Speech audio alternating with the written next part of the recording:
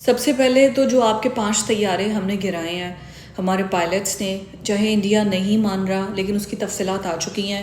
زیادہ تر مقبوضہ کشمیر میں گرے ہیں، پلوامہ میں گرے ہیں، ایک پنجاب کے اندر بھی گرا ہے، اور باقی جو ہے وہ مقبوضہ کشمیر کا جو آکوپائڈ کشمیر ہے اس علاقے میں گرے ہیں. ان کے پائلٹس کے حوالے سے کن ہاسپٹلز میں وہ موجود ہیں وہ بھی ساری پریس پر آ کر بریفنگ دے دی گئی ہے.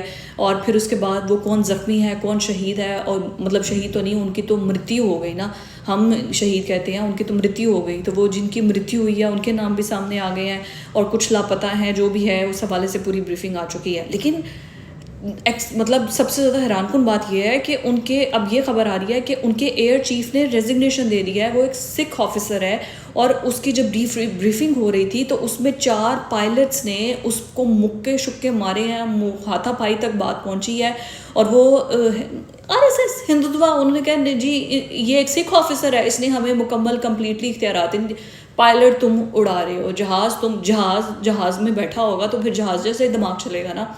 ٹھیک ہے، ہمارے تم سے اچھے تو یہ یہاں پہ چنچی رکشے والے کو آ کے دیکھو، چنچی رکشہ جیسے اڑتا ہے نا، مطلب وہ رافیل کو بھی پیچھے چھوڑ جائے. یہاں پہ آٹو والے ایسے ہیں. خیر، سکھ مطلب آپ ان کا نظریہ دیکھیں ہندوتوا کا، کہ وہ صرف ایک سکھ ہے ان کا ایئر چیف، اور اس کے بعد اس پہ پائلٹس نے اتنی ہمت، ان کی اتنی مجال اپنے سینئر کو جا کے کوٹ لگا دیا ان کی، اور اس بیس پر انہوں نے ریزائن کر دیا. اور اب اس بات کو میڈیا پر آنے سے روک رہے ہیں کہ آپ جو ہے وہ ریزگنیشن، ویسے ہی ہماری تھو ہو رہی ہے پوری دنیا میں، ہمارا منہ تو کالا ہو ہی چکا ہے، تو آپ جو ہے وہ ریزگنیشن نہ دیں ابھی اس مومنٹ پہ. اور اس بات کو دبانے کی کوشش کی جا رہی ہے کہ یہ بات باہر نہ نکلے. لیکن خیر، دھواں وہیں سے اٹھتا ہے جہاں پر آگ لگی ہوتی ہے، کچھ نہ کچھ ہوتا ہے. تو یہ بات خبر تو سامنے آئی گئی ہے، اور یہ پورے سوشل میڈیا پر اس وقت وائرل ہوئی ہے اور گھوم رہی ہے کہ بھئی یہ کچھ ہو رہا ہے وہاں پر.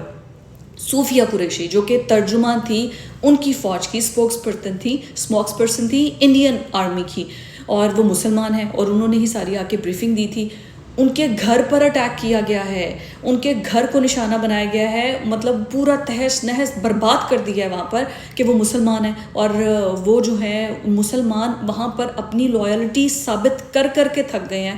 لیکن وہ قائد اعظم کہہ گئے تھے نا کہ یہ وہاں پر جو نہیں آئے وہ سب سے بڑی غلطی کر رہے ہیں. ایک آزاد ریاست میں وہ ساری زندگی اپنی لویلٹی ثابت کرتے رہیں گے کہ ہم اس قوم کے ساتھ، یا آپ لوگوں کے ساتھ، یا اس دھرتی کے ساتھ، یعنی کہ ہندوستان کے ساتھ سچے ہیں، ہماری زمین وہ ہے.